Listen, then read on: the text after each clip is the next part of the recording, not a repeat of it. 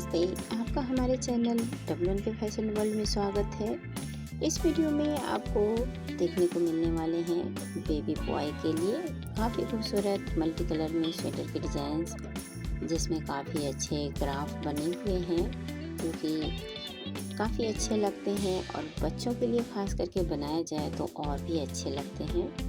आप वीडियो को कंप्लीट देखिए और इस विंटर आप अपने घर के नन्हे मुन्ने बच्चों के लिए प्यारे प्यारे से स्वेटर तैयार करें।